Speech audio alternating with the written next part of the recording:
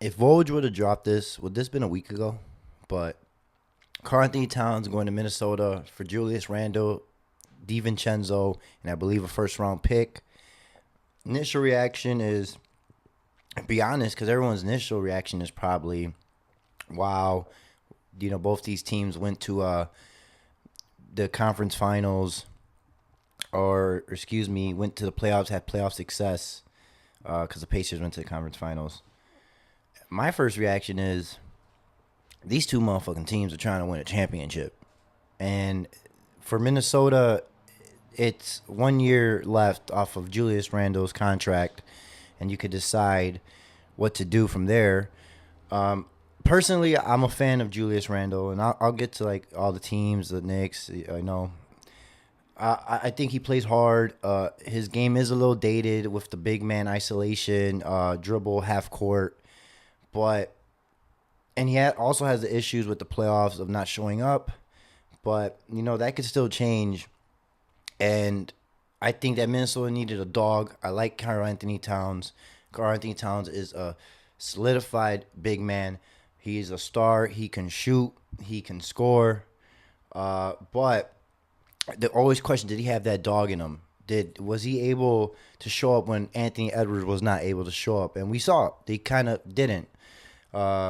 And Naz Reid played better than him sometimes, so maybe that was a reason why. And you have him on a max deal, and you feel like, man, we're not gonna win a championship with this team because that's what it's all about. I'm assuming, right?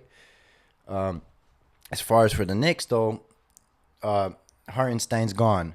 He was perfect when he was there. Mitchell Robinson's having injuries, problems once again, so you need a big guy. And you knew that this Julius Randle thing was getting spicy. You knew his role was going to be different. You played better without him, and I mean the New York Knicks. And the Villanova Knicks are not happening. But I also feel like with DiVincenzo, he was probably worried about playing time, knowing like, hey, dude, there's like five guards I'm going to play behind. Jalen Brunson, Mikal Bridges, Alex Burke, if he's still on that team.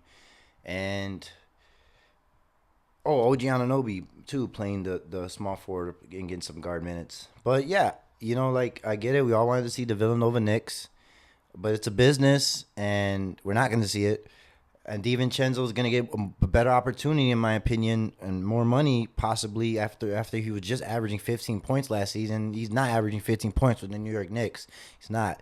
Like I said, he'll be off the bench, and you need time for Josh Hart too. So that helped Josh Hart get a couple more minutes. But man, he's gonna look good in Minnesota having another guy who could play defense and score and shoot threes like him with McDaniels. Woo! Watch out! Don't sleep on that guy before we talk about Julius Randle, in my opinion. But if you get a healthy Julius Randle, because the problem is too with him, he had the shoulder problem. He's coming off injury. Is if he is the 20.10 guy with Anthony Edwards, Rudy Gobert, and I know the issue already with saying those names is going to be shooting because Anthony Edwards is the only one who could shoot. That's going to be a nasty team, man. And I really do think they could run it back and make it to the championship. And it all depends if this Julius Randle trade worked because Karl Anthony Towns was solid. That was a 20, almost 10 guy.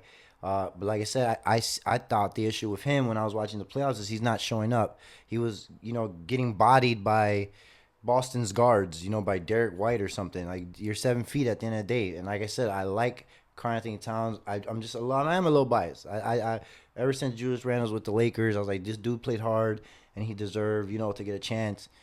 But I guess we knew that there was going to be issues with the New York Knicks, maybe. And money too, like I said. Not to repeat myself, Julius Randle, 1 year, Karl Anthony Towns max. But let me know what you guys think. I think both these teams are for sure. We already knew that, though, are going for a championship. But these are the moves officially because this is right before basketball camp or preseason games, literally like 3 weeks away, 2 weeks away. So I think in my opinion, that the team who won are probably the Minnesota just because they got the first round pick, if I'm correct, and they got only 1 year left of Julius Randle. What you gotta lose? You could just sign maybe someone else. But I get it though. Like why break these teams up when you were literally, you know, so close to winning the championship or going to the next round. Because that's just how it is, man. Maybe they seen it different. They were like, we need more. We need a change because this team's not going to be the same. And Minnesota's probably going to trend down with Karl Anthony Towns. But other than that, I'll talk to you guys later. Peace.